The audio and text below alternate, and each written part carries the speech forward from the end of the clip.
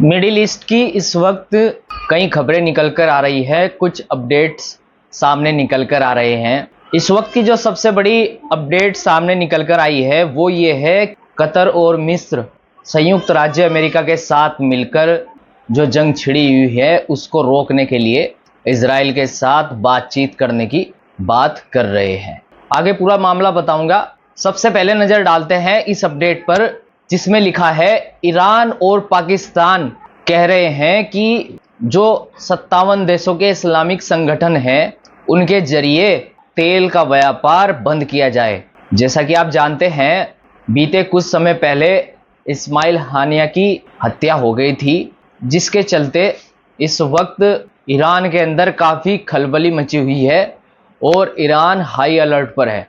अब अभी तक कोई ऐसी खबर भी सामने निकल कर नहीं आ रही है कि ईरान ने इस्माइल हानिया को लेकर कोई एक्शन इजराइल के खिलाफ लिया हो।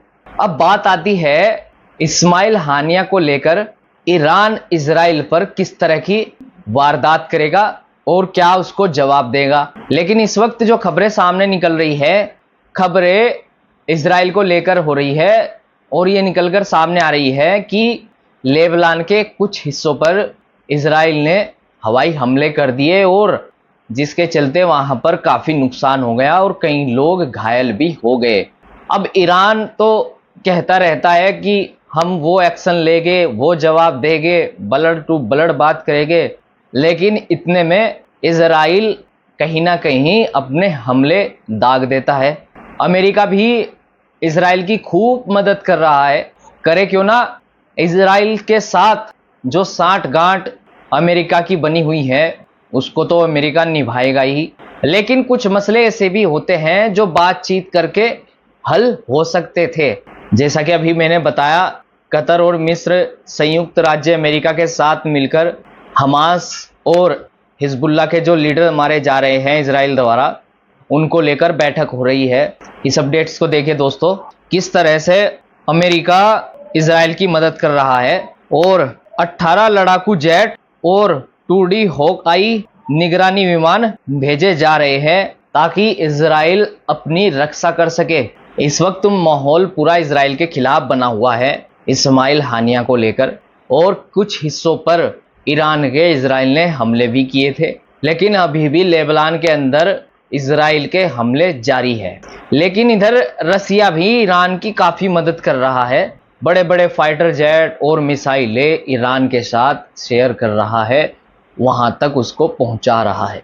अब जो खबर सबसे बड़ी सामने निकल कर आ रही है, खबर ये निकल रही है, कतर और मिस्र चाहते हैं हमास और हिजबुल्लाह के द्वारा इजराइल के साथ जो जंग चल रही है, जिसमें गजा के अंदर काफी कुछ नुकसान हो रहा है और काफी लोग वहां पर मर गए हैं, उनको लेकर अब एक बैठक की जाएगी 15 अगस्त को, जिसमें यह कहा जाएगा कि इस हमले पर, इस युद्ध पर अभी रोक होनी चाहिए। पूरी खबर क्या है पढ़कर सुनाता हूं।